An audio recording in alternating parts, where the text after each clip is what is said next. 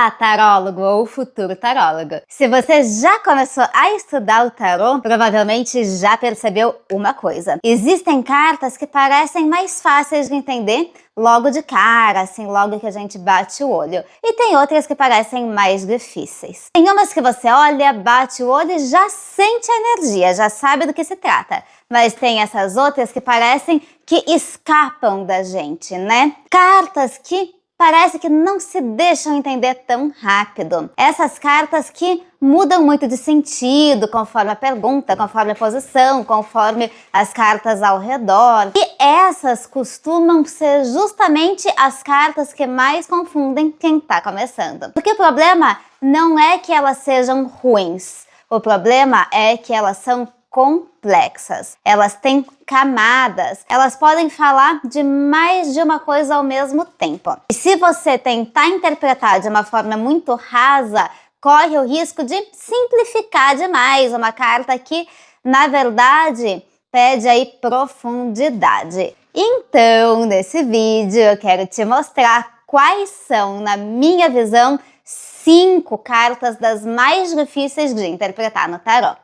E, mais importante do que listar essas cartas, eu quero te explicar por que elas são difíceis e como simplificar elas na tua vida e na tua leitura. A gente vai ver o que costuma confundir e como você pode justamente olhar para essas cartas de um jeito mais claro. Mas antes de continuar, deixa eu me apresentar. Meu nome é Nath Chaza, sou taróloga profissional e já atendi milhares de clientes. E com muito gosto eu sou a tua prof de tarô. Aqui no canal eu ensino tarô de uma forma clara, prática e sem complicação, principalmente para quem quer aprender a interpretar as cartas com segurança. Então já aproveita para se inscrever no canal, ativar o sininho das notificações e deixar aquele like nesse vídeo. E se você quer aprender tarô comigo passo a passo, eu deixei aqui na descrição e nos comentários também o link para um método onde você vai aprender a fazer a tua primeira leitura de tarô em apenas 7 dias, mesmo que você esteja começando do zero.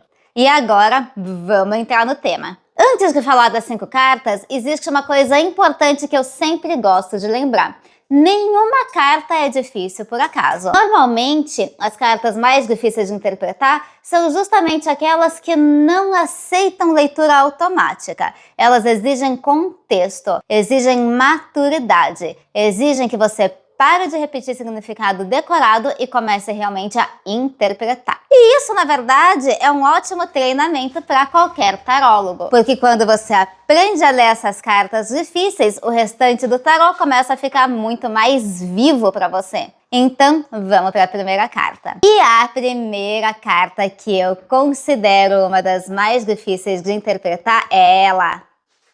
A Lua. Essa carta confunde muita gente porque ela é nebulosa por natureza. Ela fala de medo, de intuição, de inconsciente, de ilusão, de insegurança, de percepção alterada, de sensibilidade. O problema é que tudo isso pode aparecer junto aqui nessa carta, na tua leitura. Então a Lua não é uma carta que você interpreta com uma única palavra. Ela pode mostrar que a pessoa está vendo a situação de uma forma confusa, pode mostrar que existe alguma coisa escondida, pode mostrar que o medo está interferindo na realidade aí da pessoa, na vida da pessoa. Também pode mostrar que a intuição está forte, mas misturada aí com medo, com excesso de autoproteção. Ela também pode mostrar que existe até uma verdade ali, mas que ainda está envolvida em uma certa névoa, que ainda está meio oculta. Percebe como ela é uma carta muito ampla? Além disso, a Lua costuma aparecer em momentos em que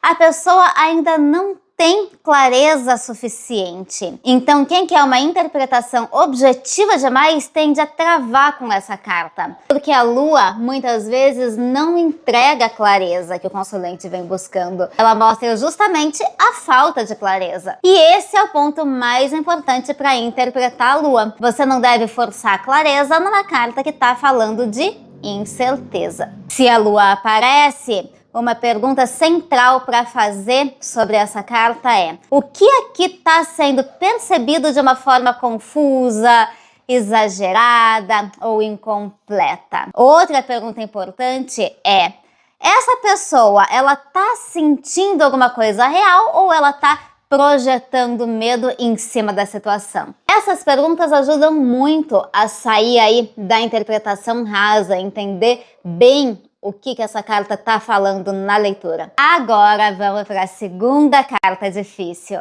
o enforcado. O enforcado é uma carta que muita gente interpreta de uma forma simplista, como espera ou sacrifício, mas ele é muito mais complexo do que isso. O enforcado fala de suspensão, mudança de perspectiva, entrega, paralisação voluntária ou inevitável também, interrupção de uma coisa antiga que a pessoa vinha fazendo ou vivendo, renúncia de um ponto de vista e às vezes fala também de estagnação. O que torna essa carta difícil é que ela pode representar tanto um processo muito sábio, né, de dar tempo ao tempo, de não agir precipitadamente, quanto também um processo muito desconfortável. Em alguns contextos, o enforcado mostra que a pessoa precisa parar, observar, mudar a forma de enxergar a situação. Em outros, mostra que a pessoa está presa, sem conseguir avançar. Então, a pergunta que resolve boa parte da interpretação aqui do enforcado é: essa pausa aqui é necessária ou é improdutiva? Porque existe uma diferença enorme. Tem pausas que amadurecem, tem pausas que aprisionam. O enforcado também é difícil porque ele não fala de uma solução rápida. Ele fala de um momento em que o velho modo de agir não serve mais, mas o novo ainda não se formou totalmente. É um intervalo. E intervalos costumam ser desconfortáveis. Por isso, muita gente não sabe o que fazer com essa carta. Ela não é uma carta que diz para a pessoa ir, para a pessoa fazer alguma coisa, mas também não é uma carta que diz para não ir, para não fazer. Ela é uma carta de suspensão que pede outra visão. Quando você entende isso, a interpretação começa a ficar muito mais precisa. E a terceira carta, que eu considero difícil de interpretar, é a sacerdotisa. E aqui muita gente se surpreende, porque a sacerdotisa parece simples à primeira vista. Muita gente resume essa carta a intuição, silêncio e mistério, mas ela é muito mais complexa. A sacerdotisa pode mostrar sabedoria interior, pode mostrar silêncio estratégico, pode mostrar também informação escondida. Ela pode mostrar alguém que percebe muito, mas não fala, guarda tudo, sabe? Aquela pessoa come quieto, que sabe de tudo, mas não se expõe, finge que não sabe de nada. Ela também pode mostrar sentimentos guardados, ou falta de uma ação externa, ou até observação profunda de uma situação. Ela também pode falar em segredo. Então, o que dificulta essa carta é justamente o fato de que ela fala mais do que parece, mas fala sem se expor. A sacerdotisa é uma carta que justamente guarda. Ela mostra profundidade, mas não mostra tudo. Por isso, numa leitura prática, a grande pergunta da sacerdotisa costuma ser: aqui existe sabedoria silenciosa ou falta de expressão? Porque dependendo do contexto, a carta muda bastante. Em perguntas amorosas, por exemplo, ela muitas vezes mostra alguém que guarda sentimentos, mas que não age de acordo. Em perguntas espirituais, pode mostrar percepção elevada e conexão interior. Em perguntas práticas aí do dia a dia, de rotina, pode indicar necessidade de observar mais antes de agir, antes de tomar uma decisão. Então, a dificuldade da sacerdotisa está em não cair na interpretação automática. Ela é uma carta que exige muita leitura de contexto. A quarta carta é a Roda da Fortuna. A roda parece fácil porque muita gente resume ela a mudança, sorte ou destino, mas isso é pouco.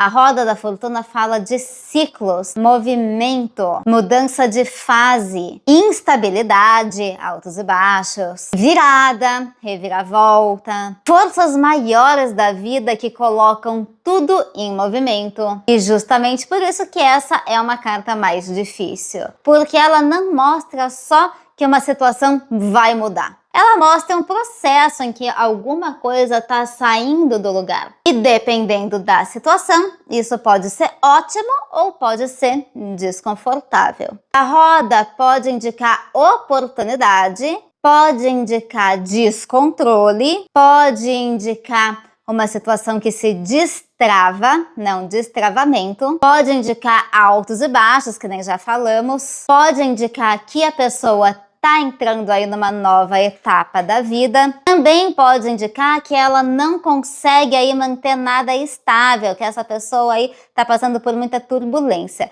Então a interpretação depende muito de observar. Essa mudança aqui favorece ou desorganiza. A roda também é difícil porque ela fala de ciclos que não dependem só da vontade da pessoa. Às vezes a situação tá mudando porque chegou a hora de mudar mesmo. E não porque alguém aí tá controlando tudo, sabe? Então, para interpretar a roda bem, você precisa olhar se a leitura mostra expansão, repetição ou instabilidade. Esse detalhe muda bastante o sentido. E agora vamos para a quinta carta. E aqui eu vou escolher uma carta que confunde muita gente justamente porque parece muito positiva.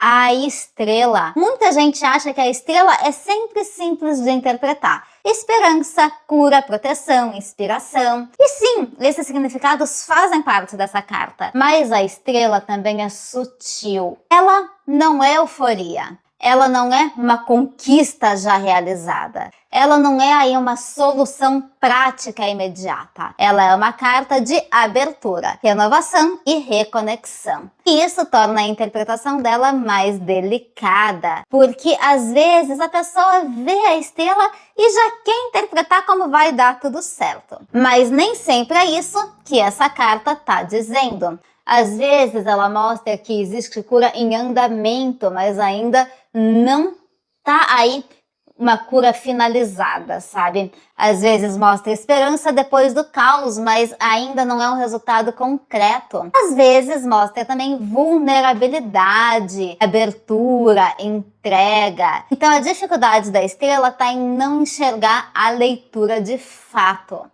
Ela é uma carta luminosa, sim, mas é uma luz suave, um recomeço emocional e espiritual. Não necessariamente uma resolução pronta. A pergunta que ajuda muito com essa carta é: a estrela está mostrando cura, esperança ou só o início de uma recuperação? Isso evita leituras ingênuas demais. Agora deixa eu te mostrar uma coisa importante. Repara que as cartas mais difíceis geralmente têm alguma coisa em comum. Elas não aceitam leitura fechada, engessada, não são cartas de uma palavra só. Elas pedem nuance, pedem contexto, pedem pergunta bem feita para o tarô. E essas cartas pedem também observação das cartas ao lado ali na tua tiragem, no teu jogo. Por isso, quando você trava numa carta difícil, o melhor caminho não é tentar decorar mais significados, é fazer perguntas melhores para a carta.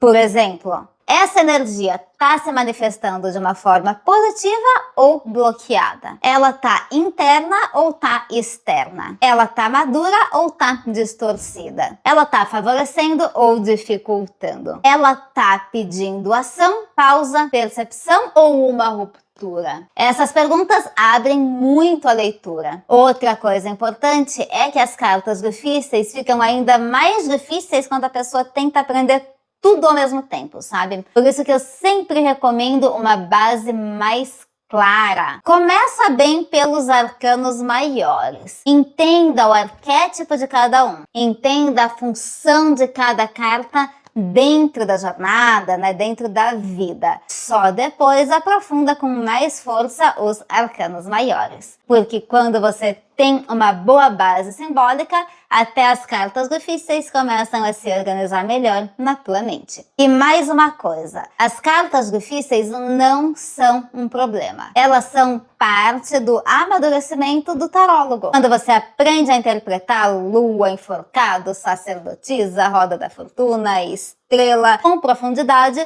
você deixa de ser um tarólogo que só repete palavras e começa a se tornar alguém que realmente lê símbolos. E esse é um grande salto. Então, em vez de ter medo dessas cartas, estuda elas com calma. Olha para elas várias vezes, sabe? Compara contextos, monta combinações, pergunta o que muda quando elas aparecem no amor, no trabalho, na espiritualidade, em decisões. Esse tipo de treino transforma muito a tua leitura. E se você quer aprender tarô de uma forma clara, prática e organizada, tem um curso completo onde eu ensino desde os fundamentos até as leituras mais profundas. O link tá aqui na descrição e também nos comentários. E lá eu te mostro como entender as cartas sem travar, como montar leituras e desenvolver segurança na interpretação. E se esse vídeo te ajudou, já se inscreve no canal, ativa o sininho e deixa o like, porque nos próximos vídeos eu vou continuar te ensinando tarô de um jeito simples, profundo e aplicável na vida real. Agora me conta aqui nos comentários, qual carta mais te confunde hoje no tarô?